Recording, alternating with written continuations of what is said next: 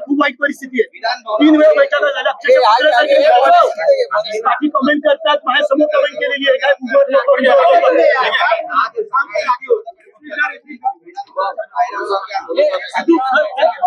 पोलिसांनी दरवेळेला मला कुत्र्यासारखी वागणूक देतात.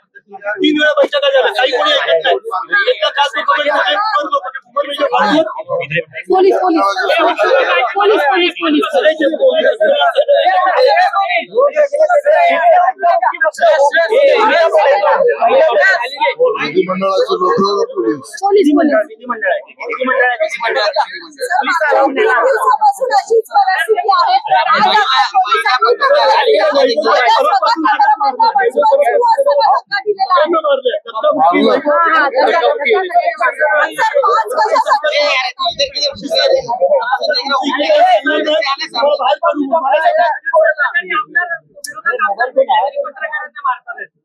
आमची अर्धी एनर्जी आमच्यावरतीच वेस्ट होते त्यांची.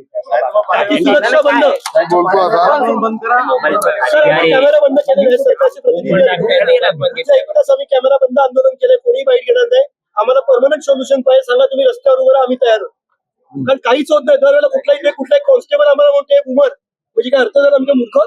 त्याच्या 3 पट शिकलेली पोरं आहेत कॅमेरामन माझी. सगळ्यांसमोर धमकी दिलेली आहे आणि त्या अधिकाऱ्याला त्वरित कारवाई करा, एकीकडनं बदली करा, त्याच्या त्याला तिकडनं काही काळासाठी निलंबित करा. मी विधानसभा अध्यक्षांकडे आता बोलतो हा विषय, त्यांच्याशी चर्चा करतो आणि आपण त्याचा मार्ग काढू. मला आम्ही तोपर्यंत इथे कोणीही मला काय कोणालाच मानवी मागणूक देताच कामा नये आणि त्याच विषयावर आम्ही बोलतो. आणि इकडे बाईट घेतो, आमदारांची नेत्यांचीच बाईट घेतो. सरकारचा विषय जातो, विरोधकांचा विषय जातो, खर्चाचा विषय असतो. असा एक कल आहे महाराष्ट्रात. सर आम्ही तोपर्यंत तुमच्या निर्णयाची वाट बघतो. आम्ही इकडेच बसलेलो, कोणी उठणार नाही. सर तोपर्यंत आम्ही इथेच आहोत. 3 वेळा बैठका झाल्या. बाई 3 वेळा बैठका झाल्या. मला स्वतःला युबिलेट करते. मला धमकी दिली बघून घेईल म्हणून. बाई घेऊन आम्ही बैठकीला आम्ही नको येतो. देणाऱ्या माणसावर कारवाई होईल. आपण ते अध्यक्षांशी बोलतो मी.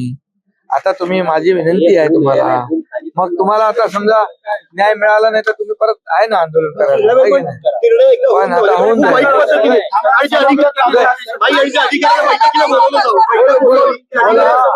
त्याला पण बोलवतो.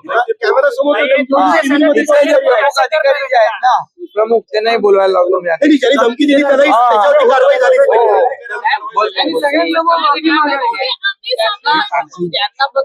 मारू नका ना.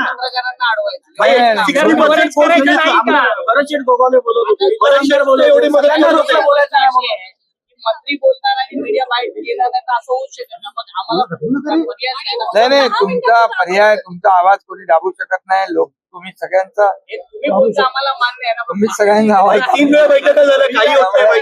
तुम्ही मनावरती घ्या. बरोबर सिरियसली घेतलंय. चला या उठा.